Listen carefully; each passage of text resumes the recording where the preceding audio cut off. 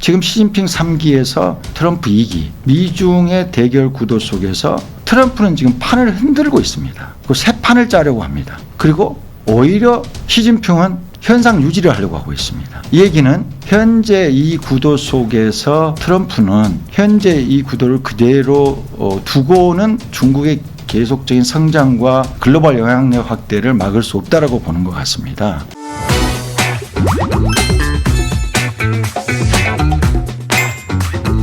안녕하세요. 머니나버슬립 짐재 에디터입니다. 최근 트럼프 관세 정책으로 약달러도 지속이 되고 있고 그런 만큼 글로벌 금융 패권에 대한 관심도도 굉장히 높아지는 것 같은데요. 오늘은 또 조경엽 박사님 모시고 함께 이야기 나눠보게 되었습니다. 박사님 안녕하세요. 안녕하세요. 네, 저희 시청자분들이 혹시 간략히 자기소개 한 번만 부탁드려도 될까요? 네, 안녕하세요. 저는 조경엽입니다. 제가 금융권에 오래 있었고요. 매일경제신문에서 이제 금융부장 또 금융권 쪽에 좀 오래 맡고 있었고요. 제가 나중에는 KB금융지주의 경영연구소에서 퇴직을 했습니다. 현재는 이제 후배랑 같이 이제 책을 쓰기도 하고 그렇게 하고 있고요. 최근에 제가 위안화에 쭉 관심이 있어서 이번에 미중 화폐 전쟁이라는 책을 내게 됐습니다. 반갑습니다. 또 완전 따끈따끈한 신간을 또 이렇게 출간을 하시게 됐는데 혹시 책 소개도 한 번만 간략히 부탁드릴게요. 이름이 사실 미중 화폐 전쟁으로 되게 좀 거창한데요. 제가 쓰게 된 계기는 우리가 사실 미국에 대해서는 워낙 잘 알고 있지 않습니까? 미국 경제나 또 예를 들어서 파월 미 연준 의장이 통화정책 또 금리 조정을 하게 된다 그러면 새벽부터 미국의 어떤 발표 내용을 보고 곧바로 또 좀 이렇게 해석해서 뉴스를 내기도 하고 내신으로도 바로바로 나오죠 이게. 요새는 뭐 아주 미국이 오히려 한국은행 금리 조정도 대단히 중요하지만은 미국의 FOMC를 엄청 주목하잖아요. 그래서 그뿐만 아니라 이제 미국의 금융 제도나 또 달러 패권이 어떻게 돌아가는 데 대해서는 되게 우리가 책에서도 많이 접하고 있고 공부도 많이 했고요. 그래서 잘 알고 있는데 중국의 금융정책이나 통화정책은 나중에도 혹시 말씀드릴 기회가 있겠습니다만은 좀 다르거든요. 그리고 이제 제가 주목했던 것은 위안화를 중심으로 달러에 못지않은 어떤 국제금융 체제를 갖췄다고 할까요? 중국은 벌써 한 10여 년 이상 이제 위안화 국제화라는 이름이긴 한데요. 위안화 패권 체제를 위해서 계속 달려왔고 여러 가지 정책을 해왔다. 그래서 이제 그런 내용을 이 책에 담았고요. 물론 그걸 담은 과정에서 이제 미국과의 관계, 달러와의 관계를 쭉 다뤘습니다. 그래서 이런 부분에 대해서 우리가 좀 알고 있으면 좋겠다라는 그런 생각에서 책을 내게 됐습니다. 네, 좀 더 자세한 질문들 드리려고 하는데요. 우선 최근 트럼프 정부의 관세 정책을 중심으로 해서 이 달러 약세 현상이 굉장히 두드러지는 것 같아요.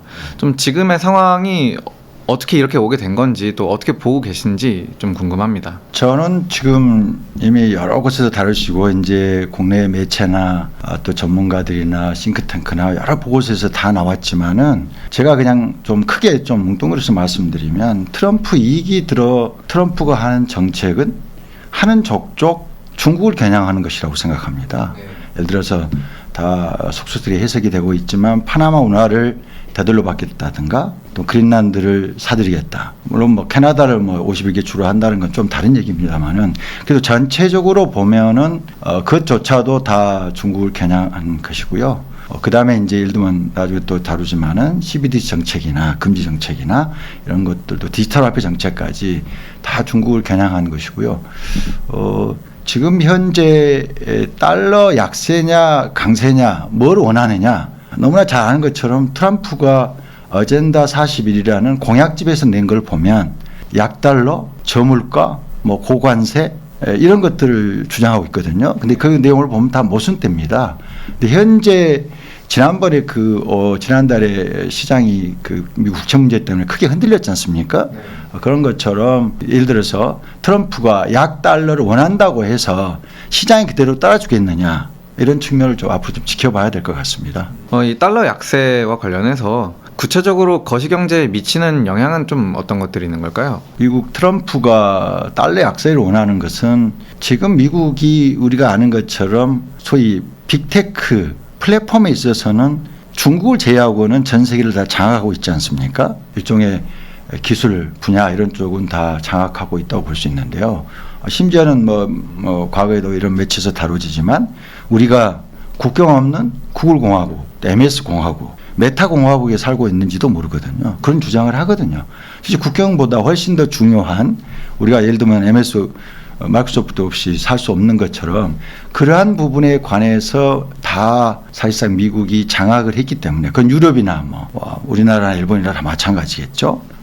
그러한 것을 갖췄기 때문에 M7이라는 걸로 대표되는 미국의 이제 어떤 시가총액도 나온 것이고 미국 시장의 어떤 상승세를 끌어왔다고 봅니다. 그게 미국의 저력이기도 하고요. 근데 문제는 미국이 지난 20, 30년 사이에 제조업이 계속 쇠퇴했고요. 금융이나 이런 서비스업 또는 빅테크 쪽은 세계를 계속 이끌어왔지만 제조업에 있어서는 그렇지 않지 않습니까? 80년대부터 이미 일본의 그 자동차도 밀렸고 뭐 철강도 밀리고 지금 그게 거의 마지막까지 단 상태에서 결국 트럼프 1기, 트럼프 2기에서 러스트벨트라든가 미국의 사실 지금 현재 트럼프를 지지하는 지지층들의 입장을 봤을 때 이제는 이제 더 이상 견딜 수 없는 상황이 됐고 그 배경에는 그러한 제조업의 어떤 쇠퇴 미국의 그 배경에는 우리가 얘기하는 세계 공장이라고 얘기하는 중국의 공세가 있었다.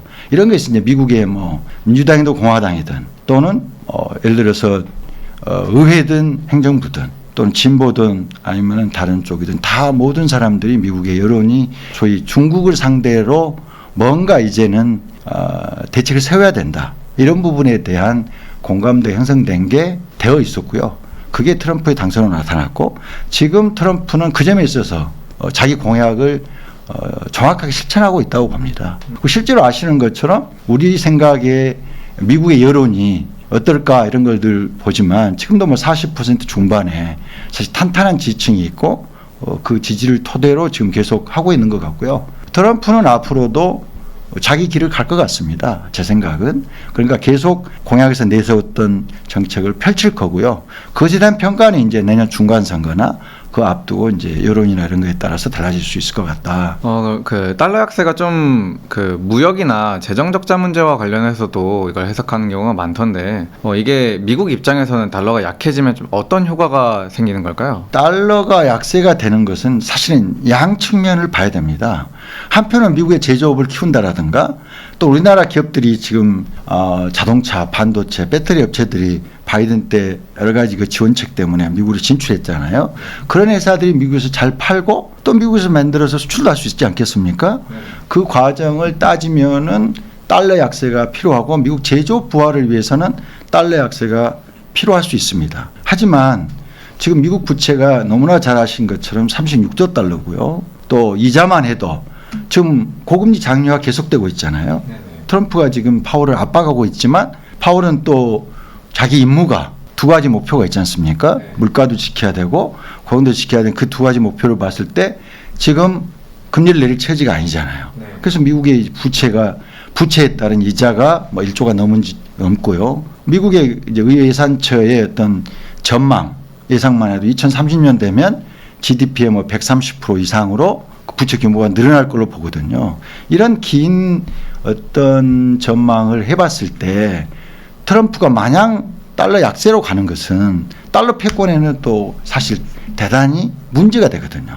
달러 약세되면 그만큼 지난번에 환율이 크게 흔들렸던 것처럼 달러에 대한 신뢰도가 떨어지거든요. 중국은 끊임없이 계속 달러에 대한 비중을 줄이면서 국채를 팔아왔고요. 다른 나라들도 비슷한 움직임을 보이기도 하고요. 또 여러 나라의 중앙은행들이 외환 보유액에서 달러 비중을 조금씩 줄이면서 예를 들어서 캐나다 달러, 뭐 스위스 프랑이라든가 다른 나라 통화를 늘리고 있고요. 또 금을 또 보유량을 늘렸고 그런 그 중앙은행의 그 외환 보유액에 금을 늘린 것이 그 사이에 이제 금값이 또 올린 배경이 됐다고도 분석하고 있지 않습니까? 그런 식으로 볼 때 현재 그 달러 패권은 이례적으로 전례 없이 조금은 여러 곳에서 이래 갖고 되겠느냐 약간은 그 흔들리고 있다라는 말 자체가 나오는 거 이거 자체가 지금은 미국으로서 상당히 우려하지 않을 수 없습니다. 그래서 트럼프가 달러 약세를 원하지만 실제 달러 패권에 달러 약세는 오히려 반대되는 그게 달러 패권을 약화시키는 요인이 될 수 있기 때문에 다양한 측면을 봐야 될 것 같다라는 게 이 생각입니다.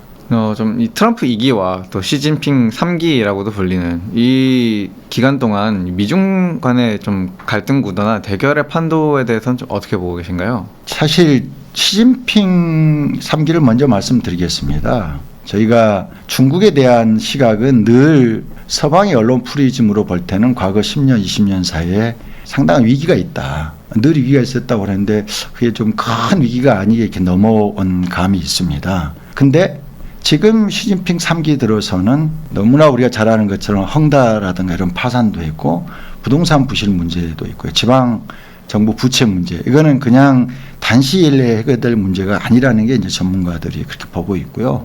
이걸 이제 중국의 국유은행이나 중앙은행의 어떤 지원책으로 지금 버텨가고 있다라고 보는 거거든요. 그뿐 아니라 지금 인구도 인도에 밀려서 이제 줄고 있고요. 청년 실업률 높고, 그다음에 앞으로 사회복지 이런 문제가 부담이 커지기 때문에 중국이 가진 문제는 대단히 갈수록 심각해지고 있는 건 사실입니다. 그 때문에 이제 피크 차이나라는 얘기가 나오고 있지 않습니까? 그래서 위기를 맞을 수 있다고 보는 시각이 있고요. 한편에서는 과거에 여러 차례 중국이 위기를 곧 맞을 것이라고 했는데 그때마다 어떤 식으로든 극복해냈습니다. 그래서 피크 차이나라고 보는 것은 너무 아직은 그렇게까지 볼 수 있지 보기에는 조금 지켜봐야 되지 않느냐 이런 시각이 양편이 있는 것 같고요. 트럼프 얘기는 앞에서도 설명드렸지만은 트럼프는 조금 다른 얘기입니다만은 지금 시진핑 3기에서 트럼프 2기 이 미중의 대결 구도 속에서 여러분들이 잘 아시겠지만 트럼프는 지금 판을 흔들고 있습니다. 그 새 판을 짜려고 합니다. 그리고 오히려 시진핑은 현상 유지를 하려고 하고 있습니다. 이 얘기는 현재 이 구도 속에서 트럼프는 현재 이 구도를 그대로 두고는 중국의 계속적인 성장과 글로벌 영향력 확대를 막을 수 없다라고 보는 것 같습니다. 이게 뭐 여러 사람이 그렇게 보고 있습니다만은 그 구도를 봤을 때 시진핑은 여러 회의에 가면 자유무역을 주창합니다. 다자주의를 얘기합니다. 오히려 트럼프는 과거에 미국이 가트 체제에서 WTO를 만들었지 않습니까? 2001년에 중국이 가입했지 않습니까? 저는 중국의 지난 30여 년 개혁개방 이후에 40~50년 되겠죠. 그 사이에 가장 중요한 중국의 어떤 이벤트라고 할까요? 사건을 얘기하면 글로벌 경제에서도 마찬가지인데 2001년 중국의 WTO 가입을 미국이 받아들인 거라고 생각합니다. 당시에 뭐 여러 가지 자료에서도 나오지만은 클린턴 대통령 시절인데요. 미국 의회에서 대단히 반대가 심했습니다.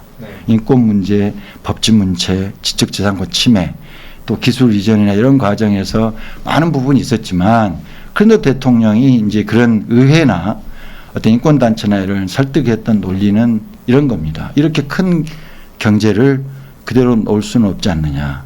그리고 이렇게 경제적으로 이렇게 되면 결과적으로 정치의 민주화나 또 중국의 어떤 변화를 자연스럽게 이끌어낼 수 있다라는 것이었거든요.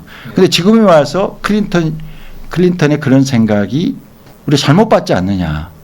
중국은 중국의 길을 가고 있는 거 아니냐. 베이징 컨센서스, 중국 모델이 얘기하는 것처럼 자기 길을 가고 있는 거거든요. 그걸 뭐 확실하게 이제는 알았기 때문에 미국은 여러 가지 미국 안보 전략이라든가 전략 보고서나 이런 데서 지금 이제는 중국을 확실한 소위 가상의 적, 분명한 라이벌로 보고 대응하고 있는 것 같고요. 좀 그러면은 이 미중 간에 또 이 화폐와 관련해서 또 책 제목도 화폐 전쟁이라고 또 붙여주셨는데 이런 금융 패권 갈등은 어떤 양상으로 나타나고 있는 건가요? 저는 두 가지라고 봅니다. 우선 전통 금융권으로 볼 수 있는데요. 전통 금융권에 있어서는 그 중국은 한 3번에 걸쳐서 위안화 패권이라고 그럴까요? 중국의 그 위안화의 국제적 위상이 너무나 취약하다라는 것을 느끼게 됐습니다. 그거는 이제 첫 번째가 IMF SDR 들어갈 때 중국 경제에 비해서는 사실 상당히 낮은 처음에 10%에서 나중에 12% 정도 됐는데요. 미국은 거의 반대입니다. 거기다가 SDR에 포함되어 있는 영국 파운드나 엔화, 스위스프랑 뭐 이런 스위스프랑인가요? 어쨌든 그 전체를 보면은 전부 위안화를 빼고는 전부 서방 G7 국가들이잖아요. 그렇게 봤을 때 그 전체 실물 경제에서 지금 미국이 한 60, 70%까지 따라온 그 부분이 SDR에도 반영이 안 됐고요. 우리가 이제 다 현재는 많이 잊어버렸지만은 마크 저커버그가 그때는 이름이 페이스북이었죠. 그 글로벌 디지털 화폐를 추진했지 않습니까? 예. 리브라잖아요. 그 리브라 프로젝트를 할 때 벌써 몇 년 안 된 얘기입니다. 그때 리브라를 만들 때 통화 바스켓에 싱가포르 달러도 들어갔습니다. 당시에 바스켓 안에.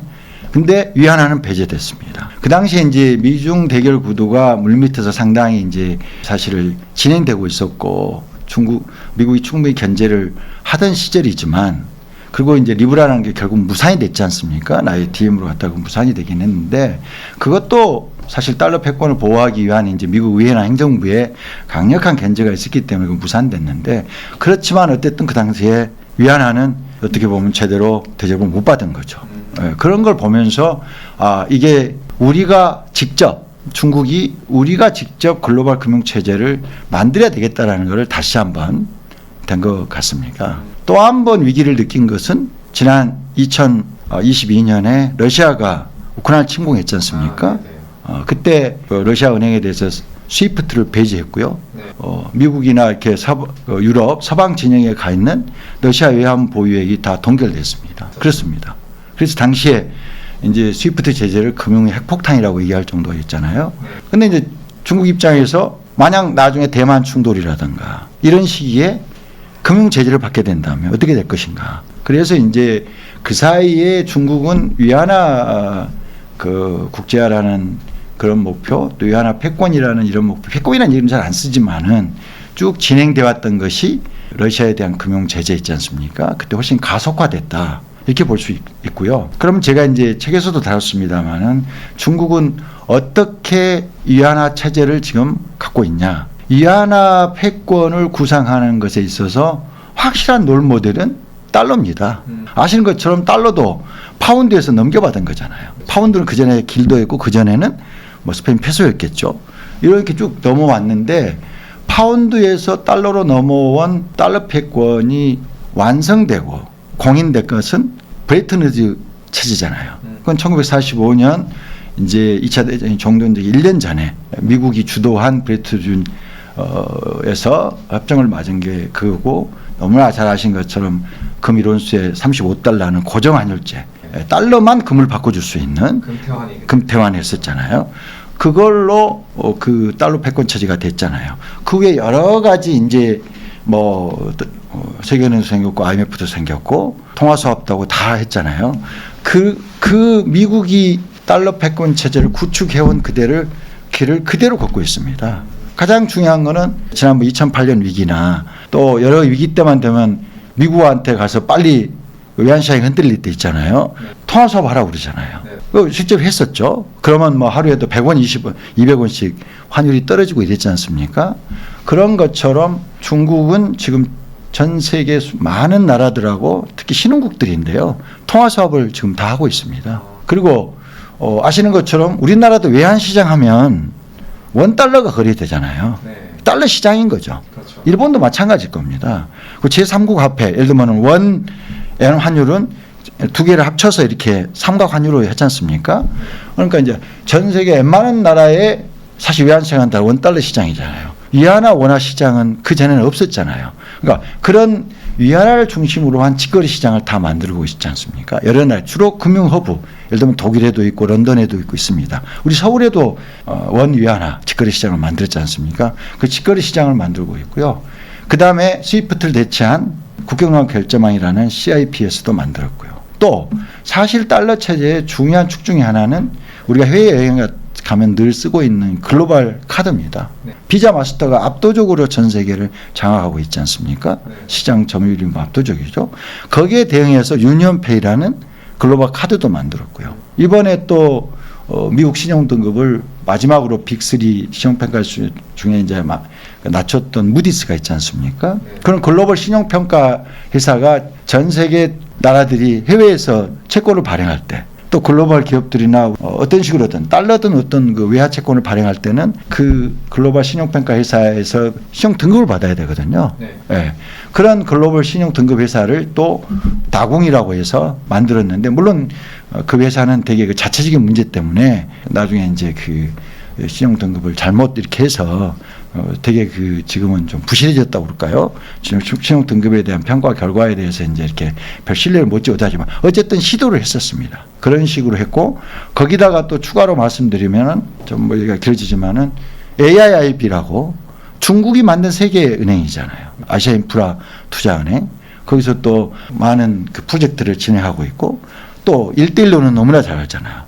해상 실크로드, 육상 실크로드, 그리고 북극 실크로드까지 그런 어떤 1대1로까지 다 합쳐서 위안화를 중심으로 한 어떤 국제금융체제, 위안화가 중국뿐만 아니라 글로벌로 돌아갈 수 있는 구조를 이미 갖춰놨다. 이렇게 말씀드릴 수 있겠습니다. 머니네버슬립 뉴스레터와 네이버 프리미엄 콘텐츠 지금 바로 구독해보세요.